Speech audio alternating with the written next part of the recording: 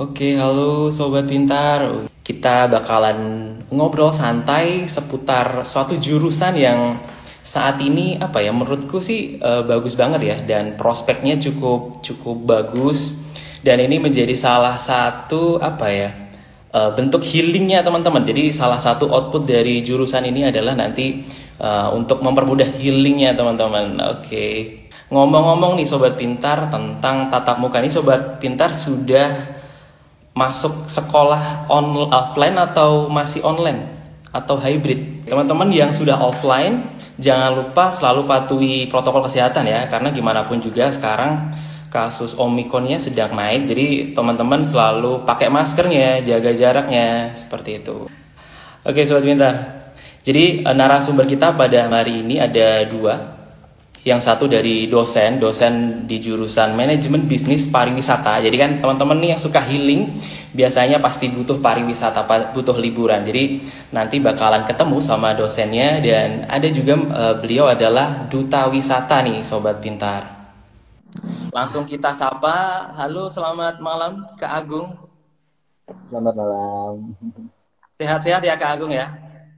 Amin. Semoga sehat selalu untuk kita semua. Oke, Kak Agung ini dengan nama lengkap Anak Agung Putu Mayun Saputra SH. Jadi beliau adalah Duta Pariwisata Bali 2021 dan Duta Pariwisata Indonesia 2021. Wih, keren banget nih Sobat Pintar. Dan baru di bulan November kemarin tahun 2021. Kita juga ada Ibu dosen kita. Halo Ibu Ulan. Halo, halo Mas. Selamat malam semuanya, Sobat Pintar. Mas Agung. Halo, Ibu. Halo Ibu. Jadi Sobat Pintar, Ibu Ulan ini adalah dosen ya dari Akademi Pariwisata Nusantara Tangerang Selatan, wih, dari Tangsel. Lebih tepatnya Wadir 3 bagian kerjasama marketing dan kemahasiswaan. Betul sekali. Oke, jadi Sobat Pintar kita yang sudah tunggu-tunggu dari tadi ada akademisi kita, ada Ibu Ulan dan Duta Pariwisata kita ada Kak Agung. Kita bakalan ngobrol-ngobrol nih seputar pariwisata. Nah, pasti Sobat Pintar sudah tahu ya jurusan seputar manajemen bisnis dan pariwisata.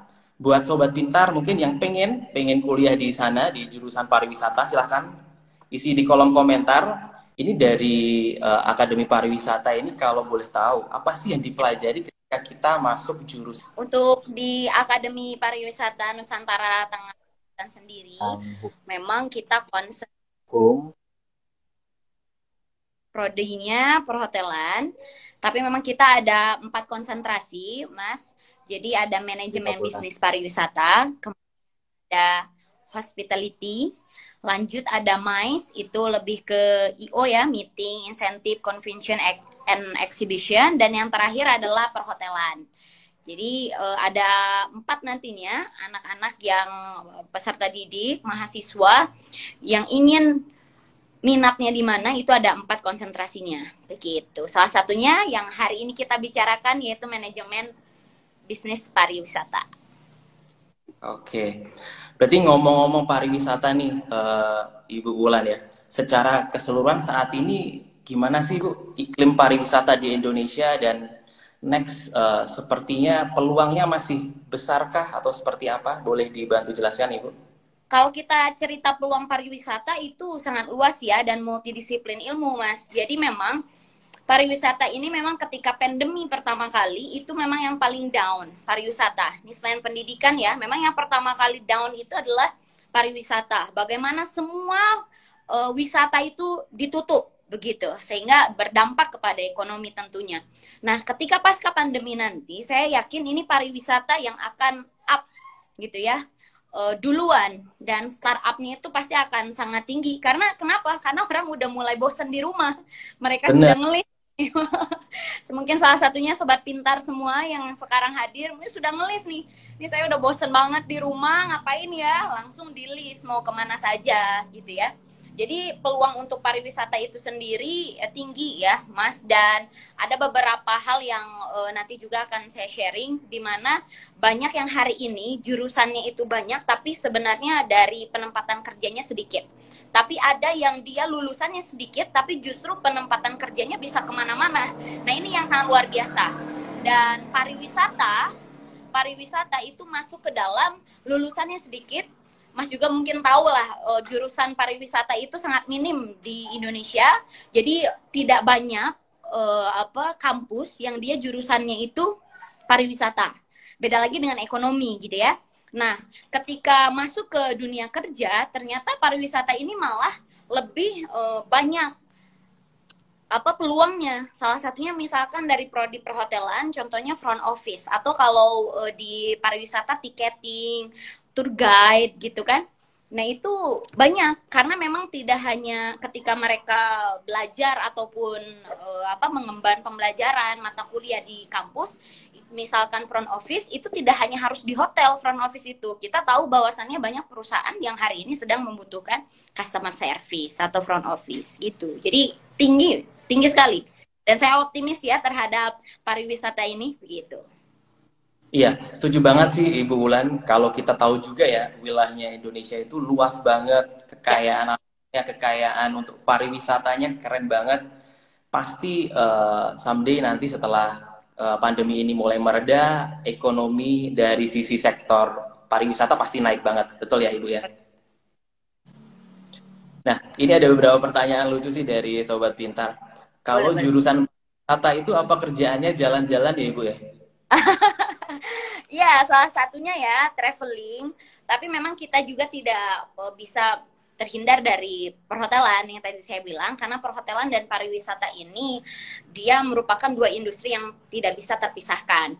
Pariwisata itu dia akan naik gitu kan peminatnya ketika memang di daerah sana itu ada mencakup hotel juga yang bisa mendatangkan wisatawan untuk penginapan salah satunya. Jadi kita bisa lihat bagaimana pariwisata itu cukup worth it bagi pengunjung, itu bisa dilihat dari berapa lama mereka stay, berapa lama mereka menginap. Makanya jangan salah, banyak hotel-hotel yang dia tidak jauh dengan dunia pariwisata dan bisa tinggi sekali harganya per malam, karena memang industri perhotelan dan industri pariwisata itu tidak bisa dipisahkan satu sama lain gitu.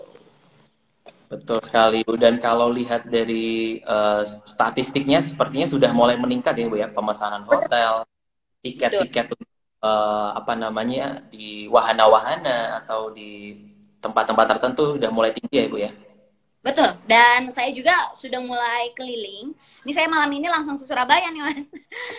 Tiket semalam, jadi memang saya juga keliling. Dan hari ini karena memang kami di bidang pariwisata dan perhotelan gitu ya, kami juga melihat, dan hari ini sudah banyak, salah satunya adalah para mahasiswa kami itu sudah mulai dari perhotelan itu dan pariwisata meminta anak untuk on the job training gitu. Jadi memang sudah banyak permintaan sekali, apalagi di Desember kemarin ya, itu kan merupakan high season yang memang perlu sekali hotel dan pariwisata karena banyak pengunjung begitu.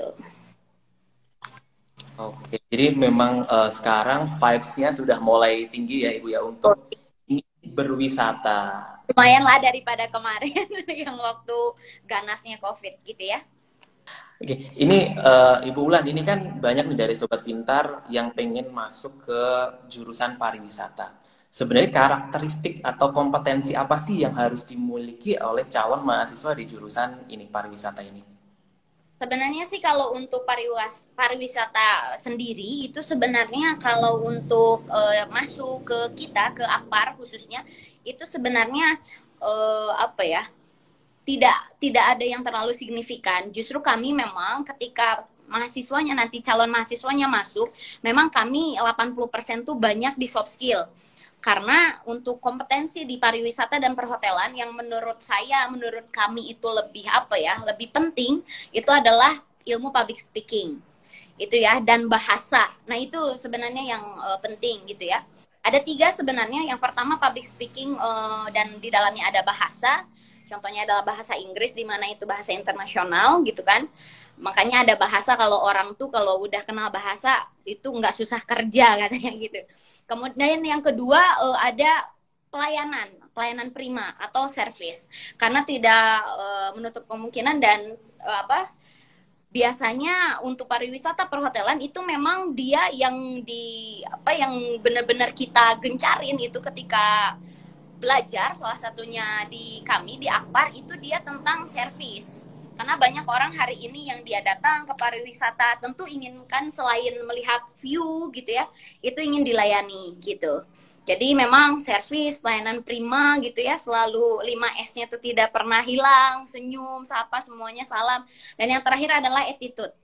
Itu yang paling penting ya, karakteristik dan kompetensi yang harus dipunyai, dimiliki oleh calon mahasiswa, bahkan nanti mahasiswa, sehingga outputnya juga jelas nanti kemana dan tidak susah mencari kerja ataupun berwirausaha gitu Mas. Nah, itu tuh buat sobat pintar yang pengen masuk di jurusan pariwisata, nanti bisa jalan-jalan, bisa sambil bekerja dan sambil liburan, begitu ya, Ibu Betul. Ella? Jadi hobi yang dibayar ya. Jadi enak banget. Nah, kalau bicara tentang hobi yang menjadi apa ya, profesi saat ini, kita langsung bersama Kak Agung. Halo Kak Agung. Halo, halo Kak. Mohon maaf sebelumnya karena koneksi sedang hujan di sini. Iya, betul-betul Kak. Ini cuacanya sedang tidak mendukung. Semoga hati kita selalu aman-aman saja ya Kak ya. Iya, betul. Iya, amin, amin. Iya. Kak Agung, kalau boleh tahu nih, awal mula berkecimpung di dunia pariwisata ini apa alasannya? Atau mungkin memang ada cita-cita dari dulu atau seperti apa? Silahkan Kak Agung. Oke, awal mula saya berkecimpung di dunia pariwisata ini yang pertama adalah ketika Indonesia saat ini mengalami pandemi COVID-19 ini. Nah, seperti yang kita ketahui bahwasanya Bali merupakan tonggak pariwisatanya Indonesia. Nah, di sini saya melihat bahwa saya sebagai generasi muda, apa sih yang bisa saya kontribusikan dari diri saya untuk Bali khususnya dan Indonesia pada umumnya. Nah, pada hal itu di tahun sebelumnya, pada tahun 2019, itu kan masih merabaknya virus ini pada awal Maret tahun 2019. Nah, dari sana saya berpikir bahwa ini ketika saya sebagai generasi muda harus bisa menjadi garda terdepan untuk mengimplementasikan nilai-nilai keluhuran, nilai-nilai kebudayaan, serta nilai-nilai lainnya yang bisa diangkat dari pariwisata ini.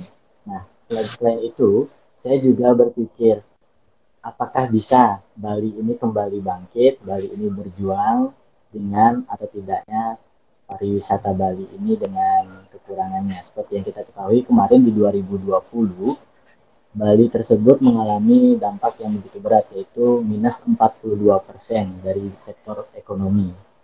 Nah, sektor ekonomi di Bali itu dipengaruhi dengan jumlah kapabilitas 80% dari masyarakatnya yang mayoritas mengambil pekerjaan dari bidang pariwisata.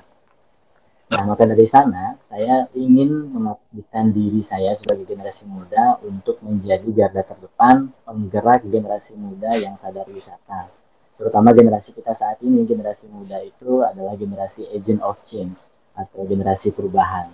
Jadi saya ingin menggerakkan para generasi muda untuk kembali sadar akan potensi wisata yang ada di daerahnya. Dengan program kerja seperti yang kemarin pada saat saya terpilih menjadi Duta Pariwisata Bali, ya Astungkare, saya dipilih dan dipercaya oleh pemerintah untuk mengemban tugas dan visi misi yang mulia ini. Jadi saya membuat satu gerakan, bahkan saya membentuk satu yayasan yang bernama Yayasan Indonesia Berjuang dalam skup nasional dan dinaungi beberapa organisasi yang ada di Bali, yaitu Gerakan Sosial Bali Berjuang. Dari Gerakan Sosial Bali Berjuang ini saya dirikan dan dedikasikan untuk masyarakat yang terdampak pandemi. Contoh seperti pelaku pariwisata yang benar-benar memang terdampak akan ganasnya pandemi ini, tidak hanya melalui virus, tapi melalui bidang ekonominya yang nantinya berpengaruh pada nilai-nilai kehidupan yang mereka emban setiap harinya. Seperti itu. Jadi di akhir tahun kebetulan juga saya dipercaya kembali oleh Kemenparekraf untuk menjadi Duta Pariwisata Indonesia 2021. Nah, tentunya tanggung jawab ini yang menjadi nilai-nilai saya untuk kedepannya bisa mengabdikan diri khususnya di bidang pariwisata, walaupun secara realnya saya adalah sarjana hukum, cetakan anak hukum, istilahnya, tapi itu tidak membuat saya harus berpatokan saya harus dihukum terus, tidak. karena saya ingin mengajak generasi muda agar nantinya itu bisa mengekspresikan diri, apapun minatmu, apapun bakatmu, marilah kita sumbangkan segalanya untuk. Wih, keren banget ya Sobat Pintar. Kak Agung ini misi dan visinya gede banget buat pariwisata. Salah satunya karena dampak pandemi COVID-19 ini yang cukup besar di industri pariwisata dan menjadi motivasi dari Kak Agung untuk bergerak sebagai agent of change ya untuk di sektor pariwisata.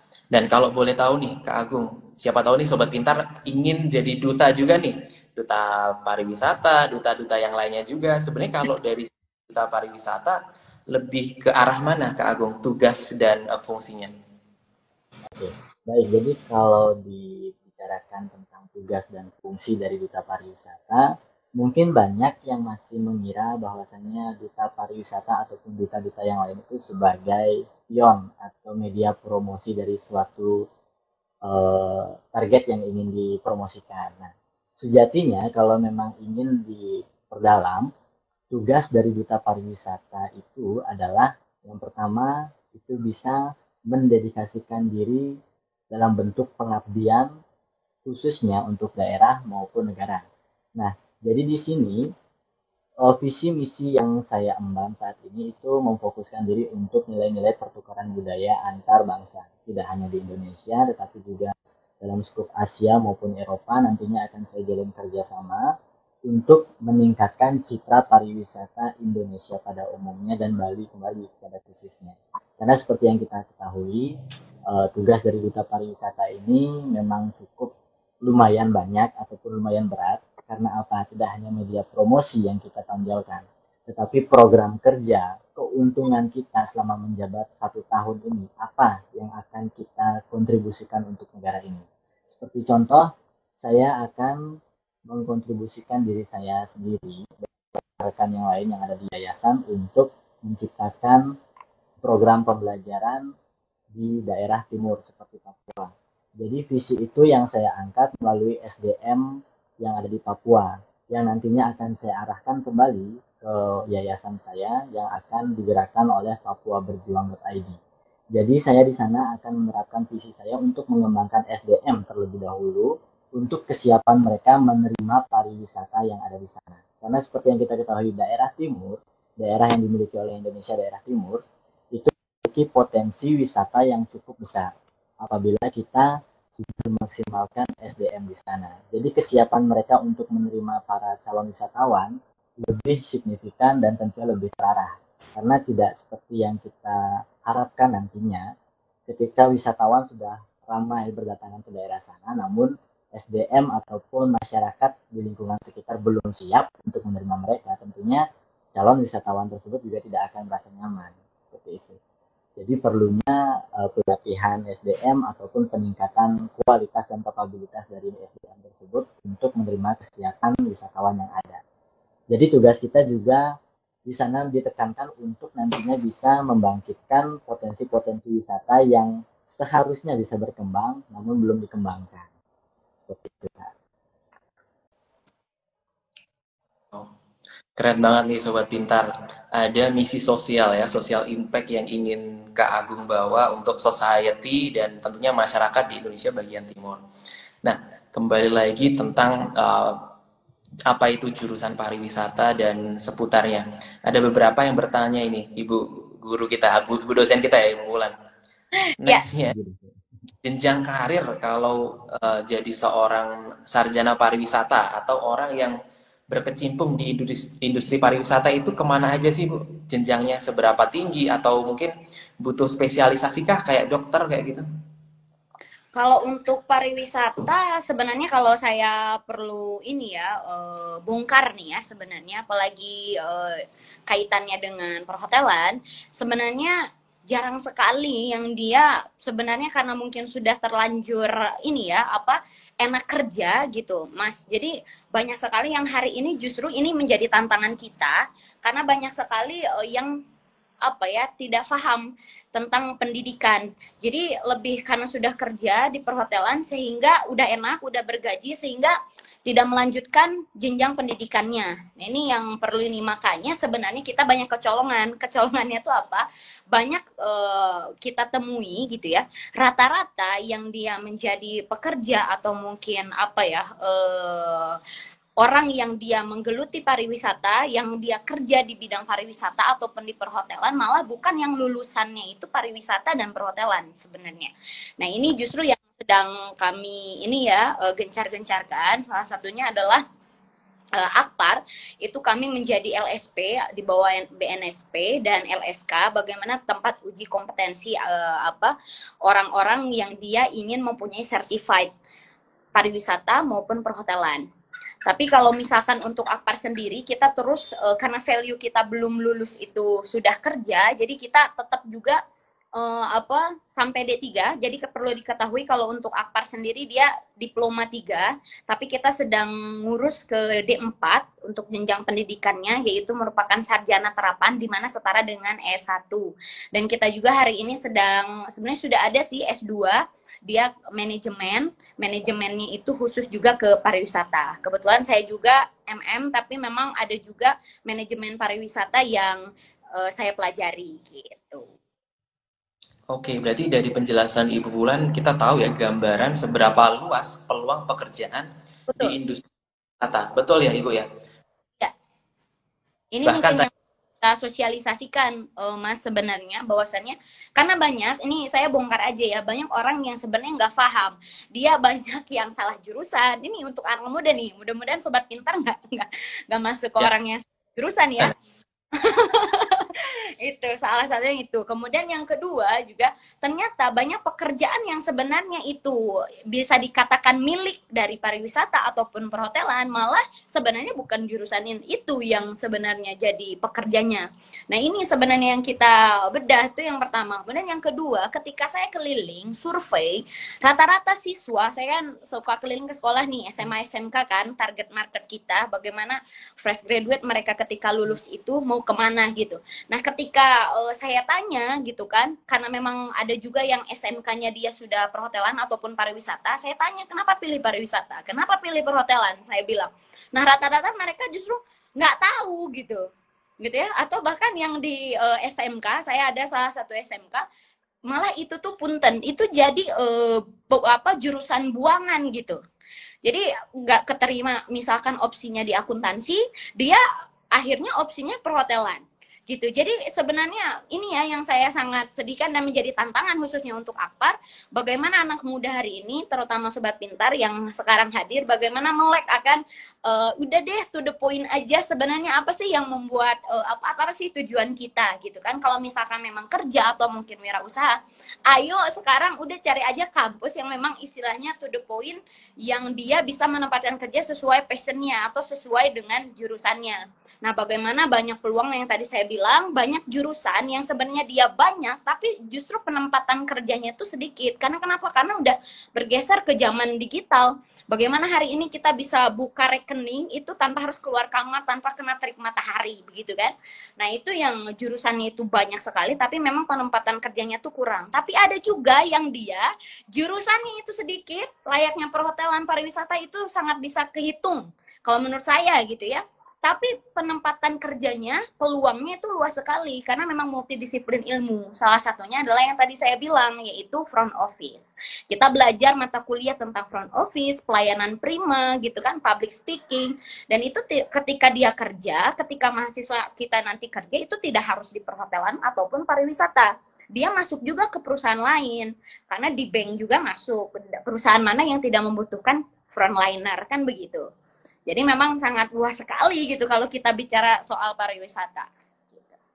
Wih, jadi buat sobat pintar yang bertanya, prospek jurusan pariwisata dan industri pariwisata ini sangat luas sekali. Apalagi semoga ini pandemi segera berakhir sehingga kesempatan bekerja teman-teman atau malah membuka lapangan pekerjaan sendiri di daerah teman-teman. Misal ada mungkin sungai ya dibikin semacam arung jeram dan yang sebagainya, itu juga salah satu cabang dari industri pariwisata.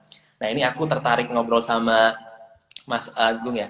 di mana Mas Agung sebagai duta pariwisata pasti sudah berjalan di industri pariwisata cukup panjang, lalu objek-objek pariwisata sudah dikunjungi. Hal menarik apa nih, Mas Agung, yang pernah dijumpai dalam perjalanannya di tempat pariwisata atau sebagai duta pariwisata? Oke, baik. Ada satu hal unik yang belum saya bisa lupakan saat saya berkecimpung di dunia pariwisata ini. Yang pertama, itu di daerah Gianyar, kebetulan di daerah Tampasiring.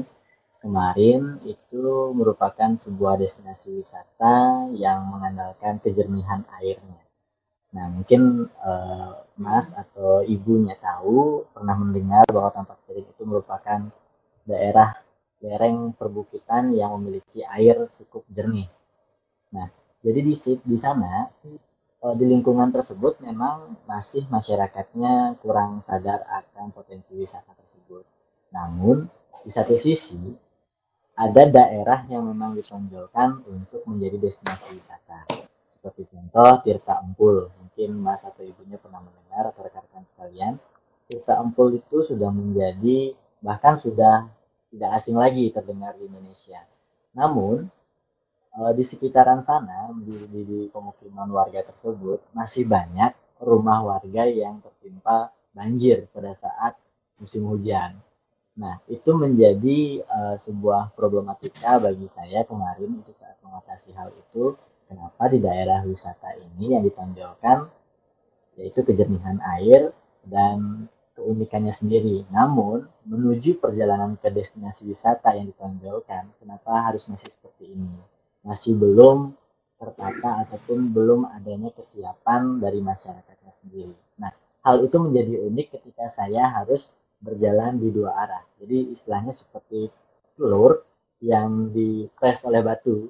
Saya mau bergerak untuk mempromosikan ini, destinasi wisata ini, namun saya terhalangi dengan apa objek ataupun rute yang menuju ke perjalanan ini. Jadi mau tidak mau, hal yang harus saya utamakan adalah menata kembali daerah ataupun travel pattern yang nantinya akan diarahkan ke daerah tujuan tersebut. Jadi kemarin yang menjadi keunikan itu adalah saya untuk berdiskusi dengan pemerintah harus menata ulang kembali bagaimana prospek ke depan, bagaimana cara menata, bagaimana untuk menunjukkan bahwa akses menuju destinasi wisata ini sudah cukup layak dan bisa dinikmati dari sepanjang perjalanan menuju ke daerah itu. Nah, hal uniknya lagi, ketika masyarakat masih belum sadar bahwa banjir tersebut masih dianggap suatu kewajaran untuk mereka. Padahal sejatinya ketika itu dibenahi mereka justru lebih nyaman tinggal di sana. Bahkan dengan adanya wisatawan. Jadi mereka itu bisa mempush diri mereka untuk membuat sebuah usaha, termasuk juga dalam bisnis pariwisata. Jadi di sini mereka juga selain tidak adanya bencana ini lagi atau banjir ini, mereka bisa menyempatkan diri ataupun mengelola kembali lingkungan di sekitar di depan pekarangan rumah itu menjadi sebuah objek sasaran sebagai bisnis pariwisata. Seperti contoh art shop yang bisa didirikan di sana tanpa berpikir lagi bahwa adanya banjir. Seperti itu. Jadi perlunya pengelolaan SDM ini seperti yang saya tekankan tadi, pengelolaan SDM ketika kita ingin bergerak untuk membangkitkan citra pariwisata masih bisa dikelola dengan manajemen bisnis pariwisata contohnya dan nilai-nilai bisnis yang lainnya yang nantinya bisa menguntungkan masyarakat lokal ataupun pemerintah daerah sekitar seperti itu.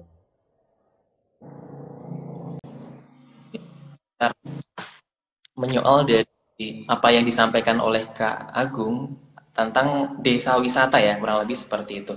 Ini menarik juga nih pertanyaan dari Anindita. Apakah calon mahasiswa yang ingin masuk jurusan pariwisata dan terkaitnya harus update terkait desa wisata? Ini bagaimana ini, Ibu Wulan? Ini mungkin calon mahasiswanya ini, Ibu Wulan. Iya, sebenarnya terkait desa wisata ya, yang sebenarnya gini, kalau misalkan untuk syarat masuk ke Akpar itu justru tempat belajar kan Akpar itu. Jadi kalaupun tentunya nanti misalkan masuk ke Akpar Nusantara Tangerang Selatan, kita pasti akan terus mengupdate. Apalagi kan Kemenparekraf kita itu sedang keliling luar biasa dengan adanya desa wisata, dan tahun 2021 kemarin ternyata saya baru lihat juga nih dari postingan Pak Sandiaga Uno, ternyata meningkat desa wisata itu 30%. Jadi tentunya tanpa kita update pun sebenarnya itu akan berkembang sendiri ya, dan kita akan lihat gitu. Jadi kalau misalkan perlu diupdate ya pasti kita update terus terkait desa wisata. Bahkan bisa jadi desa yang tadi nanya nih, siapa tadi Sobat Pintar, itu bisa kita itu kan, itu bisa kita ada icon apa nih, atau mungkin kalau tadi kata Mas ada sungai, bagaimana kita mengelola dengan ilmu yang kita punya, bisnis manajemen pariwisata, bagaimana sungai itu menjadi ikon di desa tersebut sehingga untuk bisa mendatangkan para wisatawan ya, mudah-mudahan bisa sampai orang luar gitu ya, kemudian nasional bahkan internasional. Nah itu tentunya betul apa yang dikata sama Kak Agung, memang SDM gitu. Makanya Akpar hadir ini untuk mencetak para SDM yang memang nantinya ketika para tempat wisata ataupun memang perhotelan memerlukan SDM, nah kita siap gitu. Karena sebenarnya hari ini analoginya seperti ini, banyak orang yang hari ini mengeluhkan lapangan pekerjaan gitu ya, mengeluhkan lapangan pekerjaan.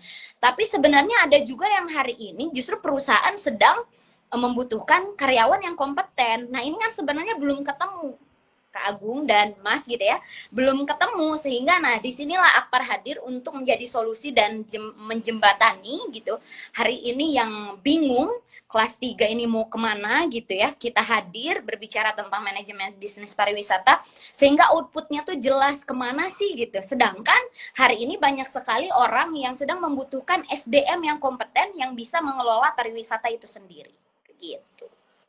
Oke, jadi pada intinya adalah SDM itu menjadi kata kuncinya ya, Kak Agung dan Ibu Wulan, di mana kadang desa yang awalnya belum diketahui jadi bisa jadi APBD sendiri. Jadi mereka bikin mungkin mata air sendiri, kolam renang sendiri kayak gitu, dan itu luar biasa sekali.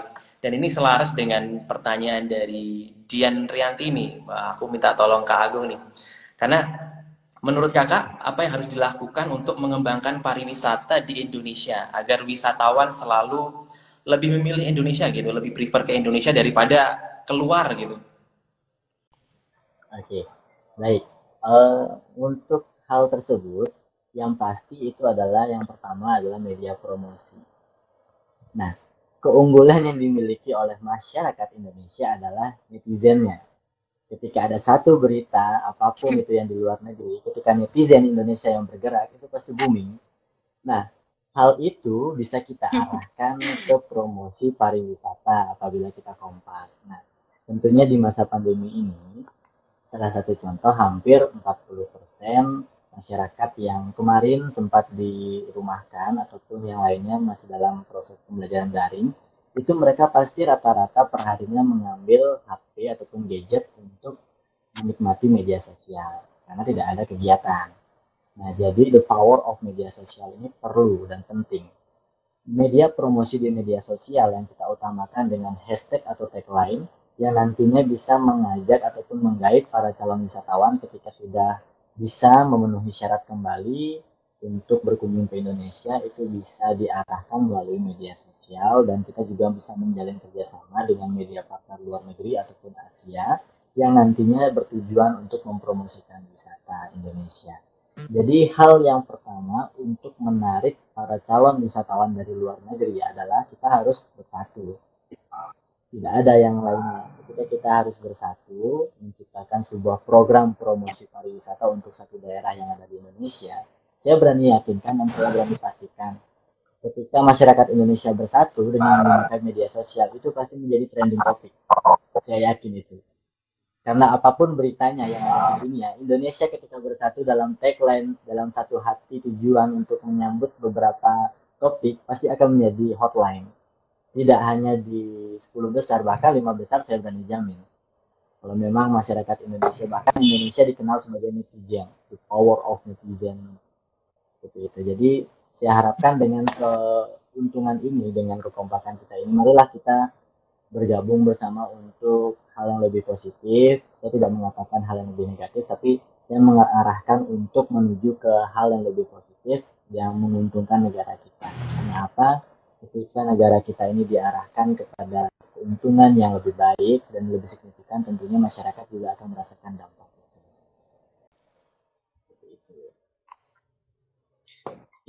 Keren banget nih, Kak Agung. Aku setuju banget bahwasanya buat sobat pintar ya, para netizen Indonesia yang budiman, cara yang mudah untuk membantu pariwisata saat ini dengan handphone kita masing-masing. Mari kita pilih yang baik-baik, suatu mungkin potensi di daerah kalian atau di desa kalian sendiri, di tempat tinggal itu bisa jadi ini ya, poin positif dari sobat pintar dengan sosial media gitu. Wih, keren banget.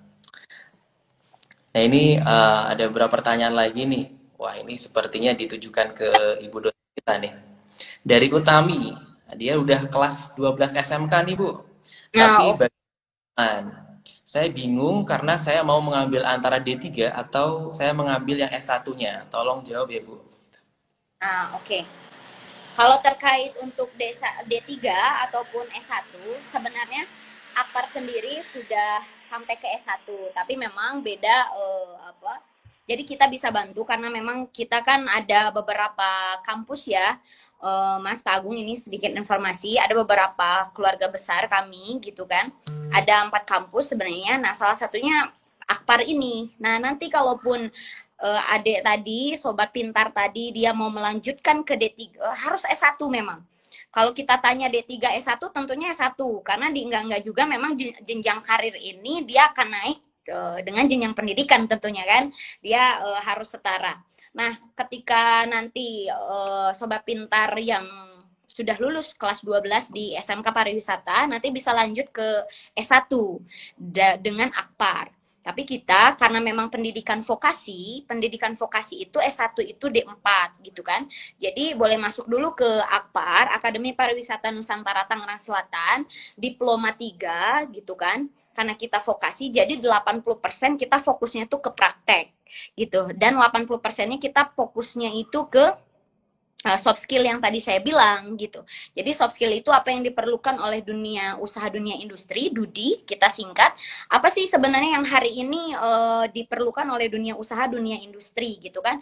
Nah kita akan pelajari di kampus kita. Makanya dosen kami itu semuanya praktisi, bukan akademisi. Jadi memang benar-benar pelaku yang dia pariwisata dan perhotelan. Sehingga apa yang diperlukan nantinya di dunia usaha, dunia industri itu to the point aja belajarnya gitu. Nah nanti terkait dilanjut ke S1 kita bisa bantu dengan yang satu yayasan lah ya istilahnya dengan kita yang masih sama keluarga besar nantinya bisa ambil manajemen pariwisata untuk S1-nya, bahkan kami ada juga S2 manajemen pariwisata gitu. Punya kita aja gitu, boleh nanya dulu deh gitu. Nah buat Jadi sobat pintar nih ke kampus Bulan dulu ya masuknya, nanti ya bisa. betul. Nah ini ganti lagi nih, aku pengen tanya ke Kak Agung. Aku kalau lihat story-nya Kak Agung kan ini ya banyak sekali perjalanan ke Lombok gitu ya, dan ke daerah-daerah yang lain. Eh, bukan apa ya, kadang capek juga ya, capek, kadang lelah kayak gitu. Tapi di sisi Kak Agung itu nganggapnya seperti apa sih? Apa karena oke aku passion di sini, aku harus all out kayak gitu, atau seperti apa kalau dari Kak Agung? Atau sebatas pokoknya tugas gitu aja. Oke, kalau dari saya pribadi, dalam mindset saya selalu menanamkan mindset bahwa lelah boleh, tapi menyerah jangan. Karena sejatinya ketika kita dibenturkan, terbentur, maka kita akan terbentuk. Oke, kembali ke Ibu Bulan ya, berbicara jurusan dari manajemen pariwisata ini, Ibu. Ya. Kalau di Akper sendiri, apa ya, Bu, yang sekiranya menjadi trademarknya atau keunggulannya, atau bisa jadi prestasi di kampus ini yang siapa tahu Sobat Pintar di sini tertarik untuk join jadi mahasiswanya Bu Bulan nih. Kita sih karena value yang memang digencarkan adalah kita kan punya moto dan value bahwasannya belum lulus itu sudah kerja. Bagaimana nantinya anak-anak ini bisa kuliah dari penghasilan mereka sendiri gitu, bisa kuliah mandiri karena kan zamannya sekarang beda ya. Jadi bagaimana nanti di semester 5, semester 6 anak-anak tuh sudah bekerja gitu. Sehingga tadi yang sobat pintar yang tadi tanya itu ketika mau melanjutkan ke S1 itu bisa dengan biaya kuliahnya sendiri gitu. Itu yang pertama, dan bisa dibuktikan semua lulusan kita itu sudah bekerja mereka sebelum lulus. Boleh dicek gitu ya untuk Akademi Pariwisata Nusantara Tangerang Selatan. Tapi memang tidak 100% bekerja nih Mas. Karena kenapa? Karena memang yang 10%-nya itu mereka milih ingin menjadi wirausaha. Kita kan kebetulan jadi tidak 100%. Kalau saya bilang 100% bekerja, enggak lah ya gitu, bohong gitu. Memang saya bilang 90% mereka rata-rata bekerja gitu, apalagi sebelum lulus, iya. Karena memang yang 10%-nya itu mereka berwirausaha. Contohnya kan misalkan kita ada mata kuliah F&B produk nih gitu kan, food and beverage product. Nah itu dimana ada beberapa juga kayak makanan Nusantara, kemudian ada juga, ini lebih ke kuliner, ada juga ini apa cake kan bakery. Nah bagaimana ada juga anak yang dia bisnisnya itu di bakery, dia senang buat apa kue gitu kan, bolu, betul. Sehingga ketika apa ada teman yang ulang tahun gitu, itu ordernya tuh ke dia gitu. Jadi memang ada beberapa keunggulan kita tuh dari segi kualitas. Dan apa sih yang menjadi to the point itu, apa calon mahasiswa Akpar nih masuk, saya selalu bilang kalau Anda hari ini istilahnya mau ke Akpar tuh apa gitu, sekarang kuliah tuh endingnya apa gitu kan, rata-rata mereka ingin kerja, mereka ingin membahagiakan kedua orang tuanya, mereka ingin mempunyai penghasilan sendiri tanpa menjadi beban keluarga, bahkan menjadi beban masyarakat gitu kan. Nah salah satunya memang jadi kita genjot di kualitas dan to the point aja udah gitu. Makanya saya bilang ke mereka, Anda kuliah hari ini misalkan berapa tahun? 4 tahun. Misalkan usia berapa? 18. Oke, kita tambahkan nih 4, 18 tambah 4 berapa? 22 tahun. 22 tahun belum kerja lagi gitu. Jadi kan wasting time. Kalau misalkan ada yang hari ini short term gitu kan, bagaimana dia bisa kuliah sambil kerja, dia kuliah mandiri dengan penghasilan yang dia hasilkan, ya kenapa tidak gitu. Nah itu yang perlu saya sosialisasikan banyak gitu ya, termasuk peluang pariwisata gitu.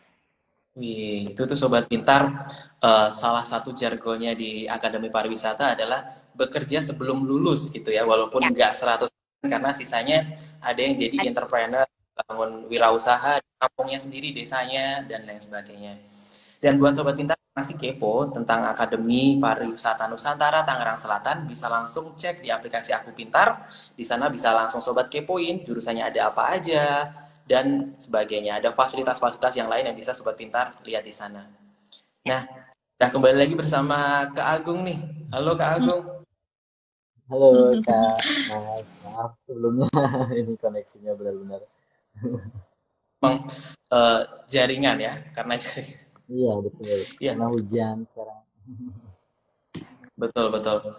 Oke, Kak Agung bisa mungkin dibagikan apa ya, sedikit motivasi buat Sobat Pintar di luar sana untuk menemukan apa ya, why-nya. Mungkin aku ingin berbakti di mana. Kalau tadi Kak Agung karena memang panggilan karena pandemi, lalu ekonomi di sektor pariwisata juga menurun, itu menjadi panggilan hatinya Kak Agung. Nah, buat Sobat Pintar, boleh nih Kak Agung dikasih motivasinya.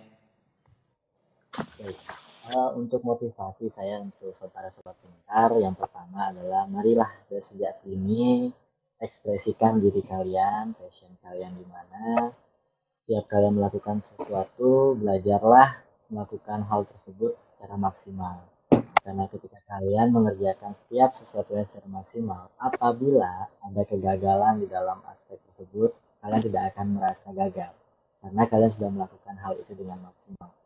Nah, untuk selanjutnya, kenalilah kecintaan kalian ataupun tujuan serta target kalian sejak dini. Karena mengapa? Hal tersebut memang harus terkonsepkan, harus terplanning sejak dini agar nantinya fondasi yang menjadi tujuan hidup kalian itu, para sobat pintar, akan menjadi fondasi yang kokoh pada saat kalian sudah bertempur di kehidupan yang nyata, pada saat di dunia pekerjaan. Nah, saran saya ataupun motivasi saya untuk selanjutnya itu marilah kita bersama belajar mengintegrasikan diri, meningkatkan kapabilitas kita sebagai generasi muda, khususnya di era saat ini, yaitu di era perjuangan, di era perbangkitan, ataupun di daerah ya di era kita saat ini mengalami keterpurukan. Mari kita berjuang bersama, mari kita tunjukkan diri bahwa masing-masing dari kita, para sobat pintar ini memiliki kapabilitasnya masing-masing, memiliki keunggulannya masing-masing dan kekurangannya masing-masing. Tetapi dari segi tersebut, saya harapkan di luar konteks tersebut, ketika mengerjakan sesuatu, mari kita belajar untuk saling bekerja sama, bersinergitas, berkolaborasi, jangan malu untuk membuka circle yang baru, jangan ragu untuk mau bergaul dengan orang-orang yang baru, tetapi kalian tetap harus bisa memposisikan diri sejatinya kalian berada di mana dan tetap pegang teguh prinsip kehidupan kalian para sobat pintar. Oke, keren banget Kak Agung. Aku suka banget sama kata-katanya. Dimanapun Sobat Pintar nantinya harus mengerjakan semuanya secara maksimal. Karena ketika kita sudah maksimal, nggak ada apa ya penyesalan nantinya hasilnya. Dan tentunya buat Sobat Pintar biar bisa lebih maksimal dimanapun berada, kenali minat, bakat, dan potensi kalian. Karena biar nanti lebih maksimal mengerjakan pekerjaan di masa kedepannya. Buat Sobat Pintar yang masih bingung apa sih potensinya, minat bakatnya di mana, tenang aja. Secara gratis Aku Pintar bantuin Sobat Pintar di aplikasi Aku Pintar dengan tes minat bakat. Semuanya gratis, tes kepribadian, tes penjurusan, tes kemampuan, gaya belajar, semua Sobat Pintar bisa coba itu secara gratis di aplikasi Aku Pintar. Nah, ini sudah kembali bersama kita, ada Ibu dosen kita, ada Ibu Wulan.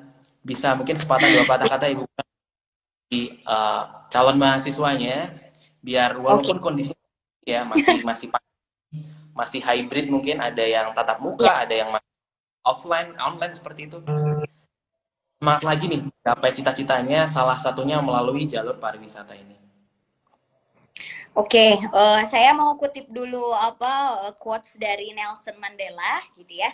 Bahwasannya pendidikan adalah senjata paling mematikan di dunia. Karena dengan pendidikan Anda dapat mengubah dunia. Tapi pertanyaannya adalah pendidikan yang seperti apa dulu? Bukankah hari ini pengangguran, teman-teman, ini BPS yang ngomong, Badan Pusat Statistik, di akhir tahun 2020 pengangguran itu ada 9,7 juta. Dan itu rata-rata bukan orang punten bodoh, melainkan dia yang tamatan SMA, SMK, D3, S1, bahkan S2. Jadi sebenarnya pendidikan yang seperti apa? Makanya saya mengajak kepada para sobat pintar, dimanapun teman-teman nanti habis lulus gitu ya, mau kemana, yang penting tidak menjadi beban masyarakat dan masuk ke salah satu pengangguran itu. Betul tadi kata masnya, temui minat bakatnya gitu ya, passion teman-teman sobat pintar di mana, silakan maksimalkan, nanti akan ketemu sendiri. Dan seperti yang tadi saya bilang, hobi yang dibayar itu lebih enak gitu ya. Jadi ketika memang passion kita gitu dan kita ngerjainnya itu full till gitu ya, dan deal done, tuntas gitu, itu sebenarnya akan tentunya feedbacknya juga atau yang kita dapatkan jauh lebih enak, tenang, dan karena dibawa enjoy juga hobi, jadi lebih enak. Saya tunggu di Akademi Pariwisata Nusantara, untuk mau yang tanya-tanya boleh gitu ya, mengingat peluang pariwisata tadi yang sudah kita bilang dan diskusikan ternyata cukup luas, bukan cukup lagi, bahkan luas banget gitu. Oke, terima kasih Ibu Wulan, Kak Agung, dan ternyata ini sudah di penghujung acara kita. Gak kerasa sudah hampir 1 jam kita berdiskusi. Semoga ini jadi obrolan yang bermanfaat ya, Ibu Wulan dan Kak Agung, sobat pintar dan siapapun di luar sana yang mendengarkan obrolan ini.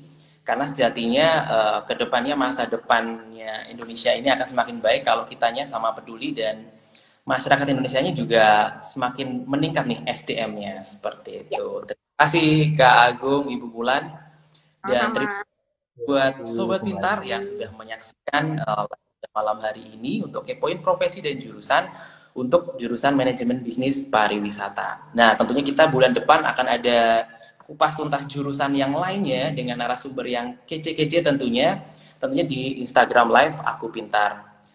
Oke, untuk itu Kak Febri mohon maaf, undur diri. Selamat malam Sobat Pintar. Bye-bye, Bu. Kak Agung. Terima kasih, Ya, Mas. terima kasih. Bu.